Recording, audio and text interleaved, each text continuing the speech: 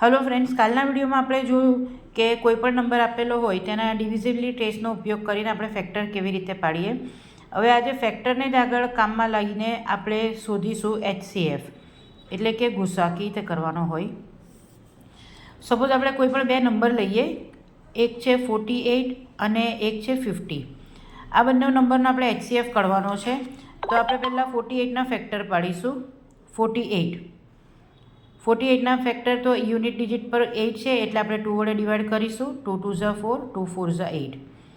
ફરીથી 2 સાથે કરીશું. 12 2 ઝા, ફરીથી 2 સાથે 6 2 ઝા, ફરીથી 2 સાથે 3 2 ઝા 6 અને 3 1 ઝા 3. લાસ્ટમાં 1 આવે ત્યાં સુધી ફેક્ટર પાડવાના રહેશે. 50ના ફેક્ટર પાડીએ આપણે. 50ના ફેક્ટરમાં યુનિટ ડિજિટ 0 છે એટલે ફરીથી 2 વડે. 25 2 ઝા 50. હવે યુનિટ ડિજિટ 5 છે એટલે 2 વડે ડિવાઈડ નહીં થશે.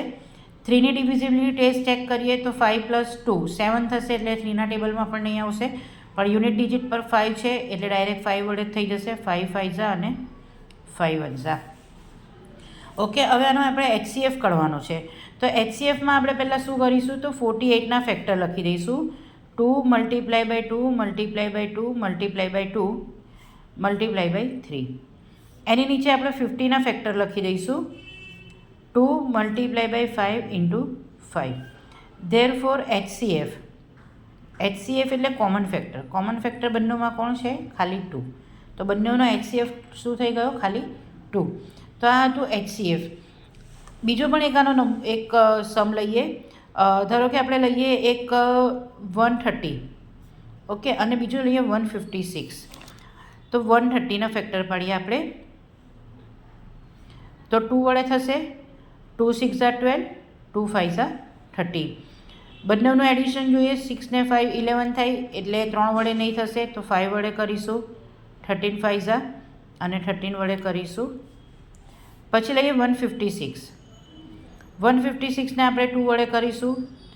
2 7 ઝા 14, 2 8 ઝા 16. 8 છે એટલે ફરીથી 2 વડે. 2 3 ઝા 6, 2 9 ઝા 18. યુનિટ ડિજિટ પર હવે 8 0 2 4 6 8 નથી. ત્રણેયનું બંનેનું એડિશન કરીએ. 9 ને 3 12 તો 3 વડે થશે. 13 3 ઝા અને 13 એ પાછો કોમન આવી ગયો પ્રાઇમ નંબર. HCF કરવા માટે બંનેના પહેલાં ફેક્ટર લખી કાઢીશું. 2 × 5 × 13 અને 156ને લખીશું 2 × 2 × 3 × 13. તો બંનેનો HCF કોમન ફેક્ટર કયો આવશે? તો બંનેમાં 2 કોમન છે. જે કોમન હોય તેને એક જ વખત લખીશું. બંનેમાં 13 પણ કોમન છે. જે કોમન છે તેને એક વખત. બંનેનું મલ્ટીપ્લાય કરી કાઢો તો આનો HCF થઈ ગયો 26. તો આજના વિડીયોમાં આપણે જોયું કે કોઈ પણ બે નંબર આપેલા હોય, 3 પણ આપેલા હોય તો તેનો HCF કેવી રીતે કઢાય, હાઈએસ્ટ કોમન ફેક્ટર. તો જો વિડીયો ગમ્યો હોય તો એને લાઇક, શેર અને સબસ્ક્રાઈબ જરૂરથી કરીજો. કાલના વિડીયોમાં આપણે LCM કેવી રીતે શોધાય તેની ટ્રીક આપણે જોઈશું. Thank you.